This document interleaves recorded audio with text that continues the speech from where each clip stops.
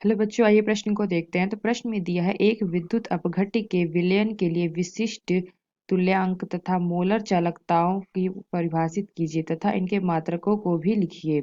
इन चालकताओं के मध्य संबंध को भी व्यक्त कीजिए। आइए मुख्य अवधारणा की चर्चा करते हैं। मुख्य अवधारणा। तो प्रश्न में क्या दिया है? विशिष्ट चालकता। तो इसकी परिभाषा क्या होगी? विशिष्ट चालकता किसी चालक के विशिष्ट प्रतिरोध के व्युत्क्रम को उस चालक की विशिष्ट चालकता कहा जाता है। तो तुल्यांक चालकता क्या होती है? तुल्यांक चालकता। तो तुल्यांक चालकता क्या होती है? किसी विलयन के एक निश्चित आयतन में उपस्थित एक विद्युत अपघट्य पदार्थ के 1 ग्राम तुल्यांक द्वारा उपलब्ध कराए गए आयनों की चालकता शक्ति को तुल्यांक चालकता कहा जाता है। तो आइए मोलर चालकता देखते हैं कि मोलर चालकता क्या होती है।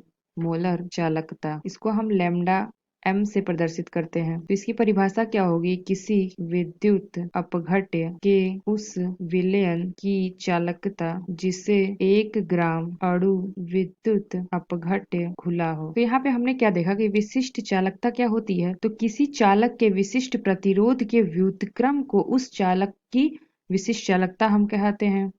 तो दूसरा हमारा क्या है? तुल्यांक चालकता। तो किसी विलयन के एक निश्चित आयतन में उपस्थित एक विद्युत अपघट्य पदार्थ के 1 ग्राम तुल्यांक द्वारा उपलब्ध कराए गए आयनों की चालकता शक्ति को हम तुल्यांक चालकता कहते हैं। और मोलर चालकता किसे कहते हैं? तो मोलर चालकता को हम लैम्डा m से प्रदर्शित करते हैं।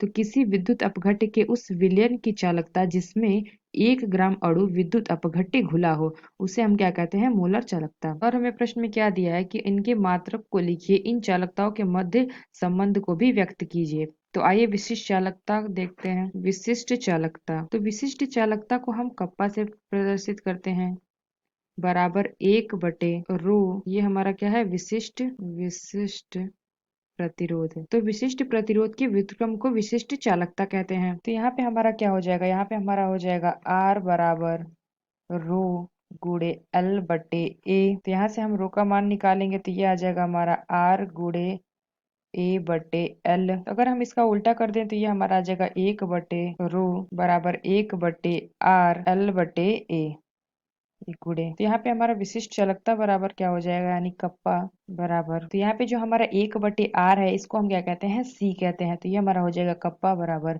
C गुड़े L/A सेल स्थिरांक। ये हमारा A क्या है? सेल स्थिरांक। तो ये जो हमारा है L/A, तो ये हमारा सेल स्थिरांक आ गया। तो ये जो हमारा है कप्पा बराबर C गुड़े L/A। तो अगर हम इसका मात्रक लिखें तो यहाँ इसका अगर मात्रक लिखें, मात्रक, तो C है इसका मात्रक हमारा होता है ओम। ओम इनवर्स होगा क्योंकि जो हमारा R है उसका मात्रक ओम है। तो इसका व्युत्क्रम क्या हो जाएगा? ओम इनवर्स, यानी कि ओम की घात माइनस है। तो L का हमारा क्या होता है? सेंटीमीटर। तो ये हमारा आ जाएगा सेंटीमीटर इनवर्स। ये आ गया हमारा मात्रक विशिष्ट चालकता का। तो हम तुल्यांक चालकता का मात्रक देखते हैं। तो ये हमारा होता है लैम्डा EQ बराबर कप्पा गुड़े 1000/n। ये n हमारा क्या है? नॉर्मलता। तो ये हमारा तुल्यांक चालकता के बराबर हो जाता है कप्पा गुड़े 1000/n। इसका अगर हम मात्रक देखें, तो जो कप्पा होता है इसका जो मात्रक होता है, यहाँ पे हमने देखा था कि ओम इनवर्स सेंटीमीटर इनवर्स। तो ये हमारा हो जाएगा कप्पा का मात्रक ओम इनवर्स सेमी इनवर्स। तो यहाँ पे जो नॉर्मलता का मात्रक होता है यानी n का, तो इसका मात्रक होता है बटे तुल्यांक सेमी इनवर्स। इसको जब हम हल करेंगे तो ये हमारा आ जाएगा क्या? ओम इनवर्स सेंटीमीटर इनवर्स तुल्यांक इनवर्स।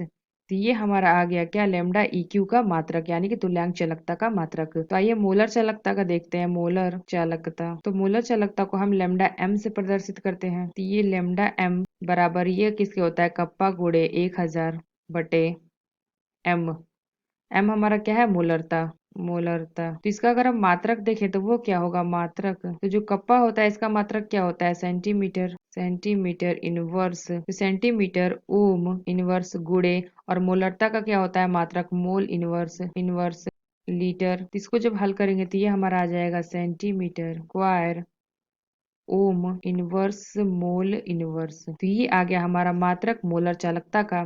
तो और हमें प्रश्न में क्या पूछा गया था कि विशिष्ट चालकता, तुल्यांक चालकता और मोलर चालकता में संबंध बताइए। तो यहाँ पे हमने देखा मोलर चालकता और कप्पा है, यानी कि यह मोलर चालकता और विशिष्ट चालकता में संबंध को प्रदर्शित करता है।